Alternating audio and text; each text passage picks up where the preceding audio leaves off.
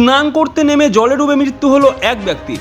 ঘটনাটি ঘটেছে কোচবিহার শহরের অন্যতম গুরুত্বপূর্ণ প্রাণকেন্দ্র সাগরদিঘির আদালত সংলগ্ন ঘাটে।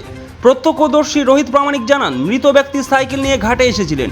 জামা কাপড় খুলে গামছা পরে তিনি জলে নামেন স্নান করতে, কিন্তু হঠাৎই তিনি জলে ডুবতে দেখেন ওই ব্যক্তিকে।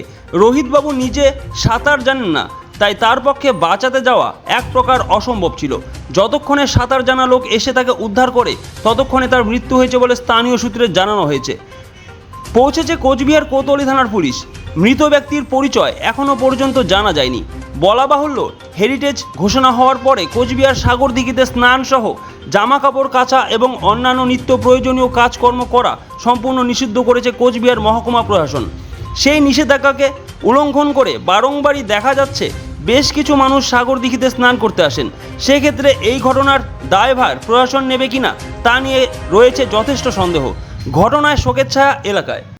ওনার জামা কাপড় ছাড়ছে গামছাটা রেখে, সাইকেলটা রেখে, তারপরে গামছাটা পরে এখানে স্নান করতে আসছে। আমার এখানে গাড়ি পার্কিং আছে, আমি দেখতেছি।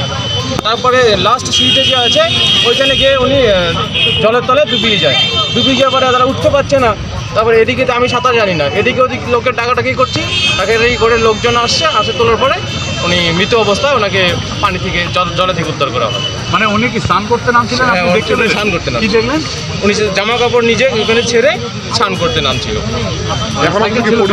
সাইকেল ছিল না, আমি ওনাকে চিনি না, এই আশেপাশের লোক হবে না মনে হচ্ছে, কারণ এখানটায় আমাদের বাড়ি। আমার নাম Rohit Paramanik. Rohit Paramanik. Sponsored by Vishal অ্যাম্পোরিয়াম।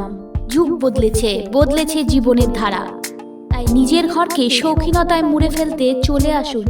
Co-sponsored by